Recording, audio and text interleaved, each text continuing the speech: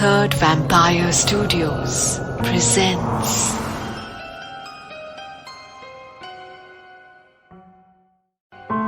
Bridge candy के पिलावती hospital में Hindi cinema के मशहूर कलाकार, बड़े बड़े बिजनेसमैन और मुंबई शहर के बड़े बड़े रईस इलाज के लिए आते थे। पिलावती हॉस्पिटल बहुत ही शानदार था, मगर वहां एक प्रॉब्लम थी जो सिर्फ वहां के डॉक्टर्स को ही पता थी। दरअसल हॉस्पिटल की 12वीं मंजिल पर एक एडवांस सर्जरी सेंटर था।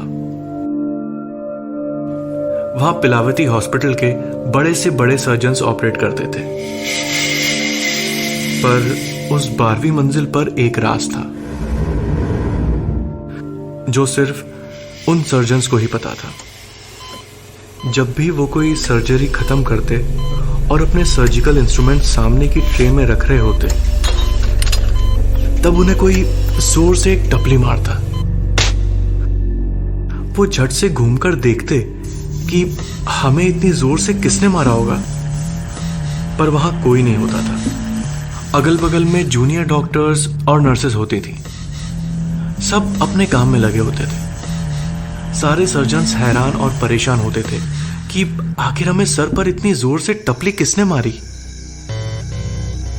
किस कमबख्त ने यह हिम्मत की। बेचारे देश के इतने प्रसिद्ध सर्जन्स अपनी ये दुर्दशा किसी को भी बताने में कतराते थे और शर्माते थे। और तो और वो गुमनाम टपली मारने वाला लेडी डॉक्टर्स के सर पर भी टपली मार के चला जाता। ये सब 2 सालों से ऐसे ही चल रहा था। You are watching a Third Vampire Studios production. Third Vampire Studios All Out Horror.